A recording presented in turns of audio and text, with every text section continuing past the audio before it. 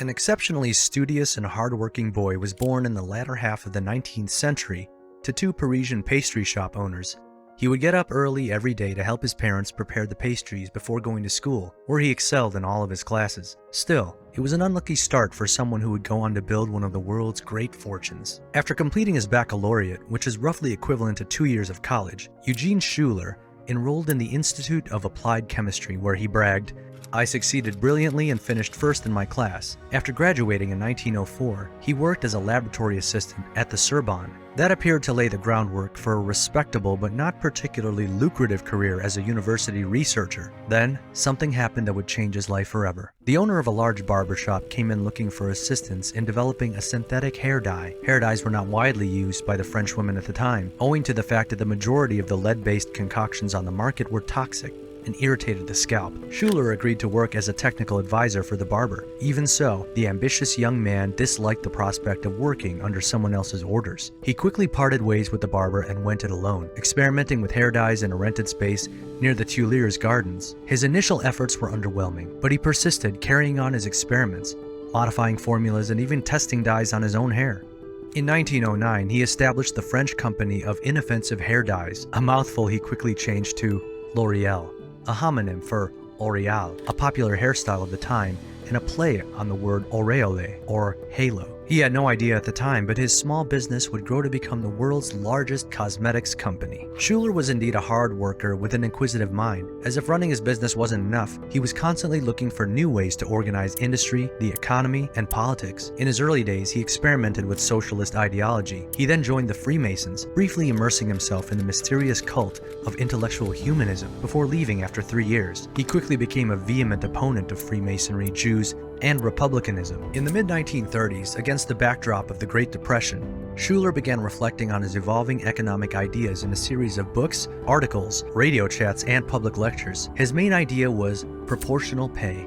He argued that rather than paying workers an hourly or daily wage, they should be paid in proportion to their output. He did in part apply this principle to his activities at L'Oréal, and it drew some interest from economists, though the scheme was never widely adopted. Meanwhile, the Third Republic, the French parliamentary regime that had replaced Napoleon III after his death in 1871, was on the verge of collapse. In a country beleaguered by strikes, militant syndicalism, unemployment, and political insecurity, the leftist Front Populaire, led by socialist Leon Blum, won a parliamentary majority in 1936 and went on to implement a slew of reforms: the 5-day work week, graduated wage increases, nationalization of the railroads and the Banque de France, and the implementation of 2-week paid vacations for all workers were among them.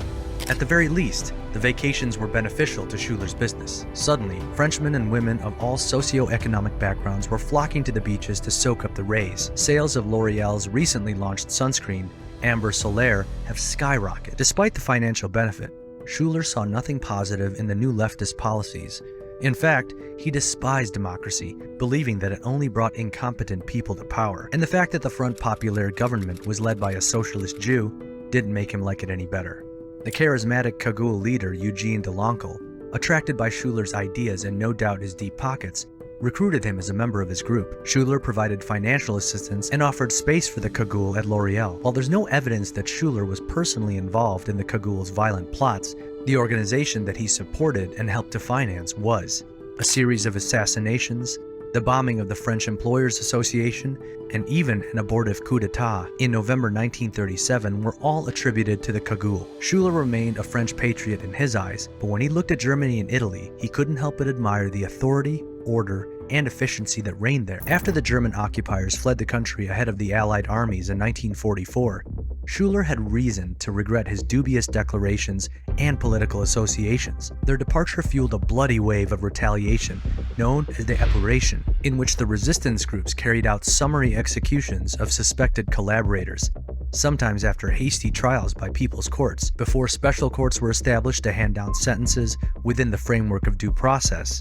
At the end of the war, Eugène Schueller became entangled in this web of vengeance when a disgruntled former employee named him as a collaborator in a report to an official body formed to investigate business's wartime activities. On November 6, 1946, the committee imposed professional sanctions on him for furthering the enemy's designs through his public attitude during the occupation. His case was referred to the Court of Justice of the Seine Department.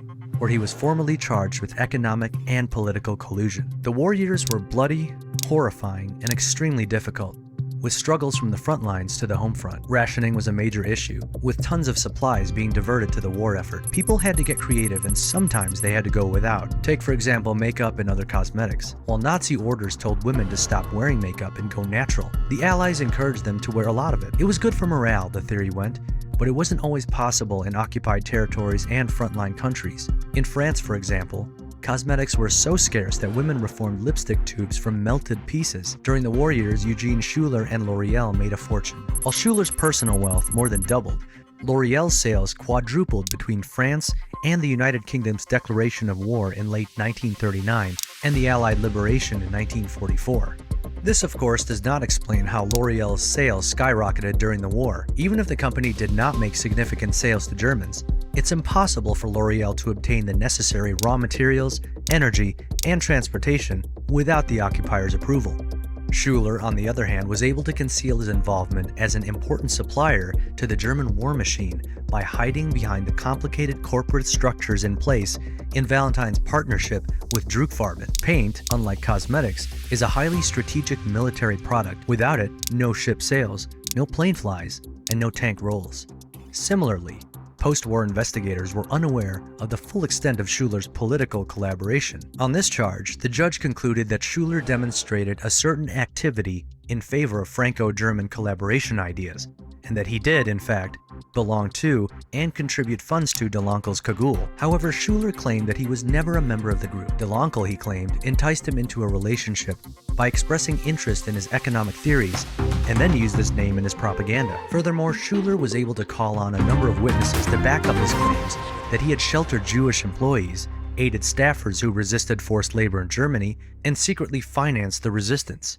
Among Schueller's supporters were future President François Mitterrand and Schueller's future son-in-law and soon-to-be L'Oreal vice president, André Betancourt, both of whom were active in the resistance. Schueller, on the other hand, would give positions to his other wartime contacts. Louis Deloncle, the son of Eugène Deloncle, later joined the Spanish branch of L'Oreal, one of many ex-Cougallards welcomed into Schueller's company after the war. The judge ultimately recommended that all charges against Schueller be dropped. That decision cleared Schueller's slate and allowed him to continue running his businesses. If convicted, Schueller could have been removed from L'Oreal leadership, disgraced, imprisoned, or worse, while the company itself faced nationalization. But a combination of money, connections, and luck saved Eugène Schueller from that humiliation, and possibly even from a firing squad.